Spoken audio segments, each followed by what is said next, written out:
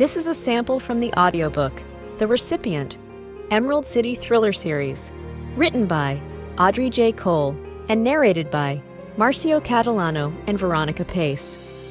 Here's what the book is about. Sergeant Wade McKinnon knows who killed Samantha the moment he arrives at her crime scene. Problem is, he watched her killer die a year ago. A year after serial killer Michael Rhodes is executed and allowed to donate part of his brain as an organ transplant, Wade gets called to a murder scene that shares uncanny similarities to those of the late Michael Rhodes. Other similar killings happen around Seattle, and Wade seems to be the only person still alive who knows enough about Michael Rhodes' murders to be able to replicate them. When evidence found at one of the crime scenes points to Wade as the killer, he races to find the real culprit before it's too late to clear his own name. Elle is overjoyed when her husband receives a partial brain transplant and gets a second chance at life, until she learns that his brain cells came from a serial killer. The Recipient is a chilling crime thriller mixed with domestic suspense that will leave you on the edge of your seat until the very end. Chapter 1. Samantha walked barefoot down the vacated hallway to the ice machine, just a few doors down from her lavish hotel room.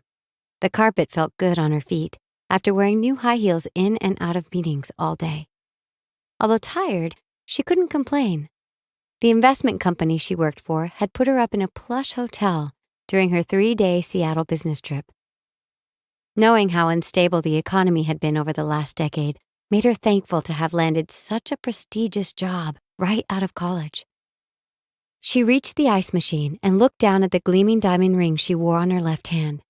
It reminded her that she only had 2 more weeks to plan the final details before she tied the knot with Harrison, her boyfriend of 3 years. She smiled to herself as she envisioned the intimate ceremony that would take place in her hometown of Denver, Colorado. Their outdoor reception would have the beautiful backdrop of the Rocky Mountains. She placed the ice bucket under the spout, which muffled the noise of footsteps coming up behind her. Samantha gasped and dropped her ice bucket when she felt a firm hand on her shoulder.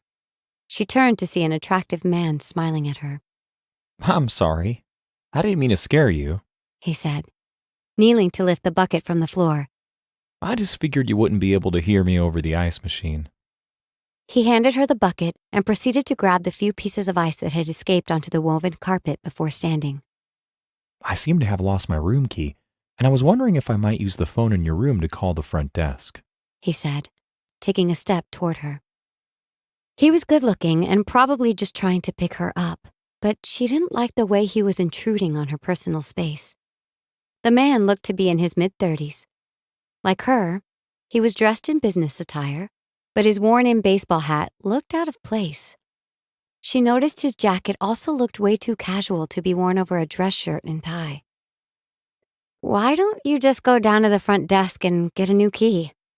Samantha took a step back, uncomfortable with his request and his proximity to her in the empty hallway. Seeing her apprehension, the man's smile faded.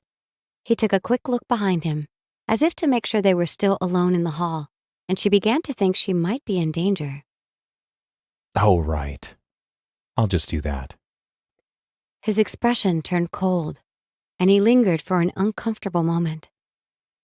She knew she might be imagining it, but she could see evil in his eyes as he stared at her.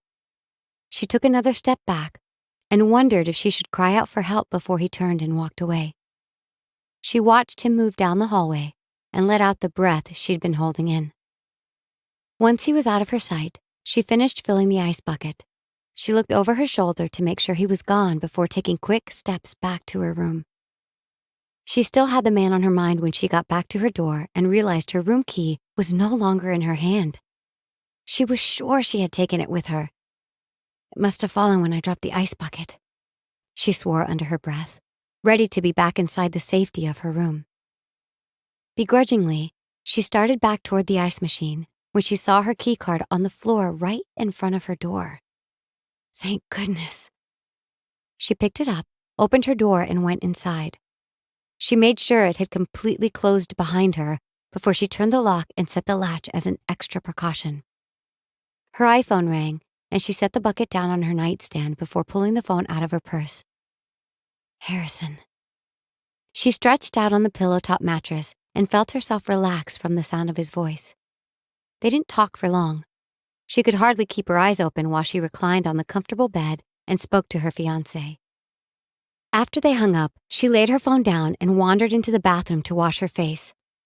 She pulled her curly red hair into a bun atop her head. The moment she splashed her face with water, she heard something squeak. She assumed it came from the room next to her and continued to wash off her makeup when an electric current surged through her body. She arched her back in response to the pain. She started to cry out, but fell silent as her body convulsed from the shock. The muscles in her legs gave out, and she dropped to the tile floor. Her vision was blurred from the makeup remover and mascara running into her eyes, but she recognized the man from the ice machine standing over her. He held a black object in one of his gloved hands and what looked like a needle and syringe in the other.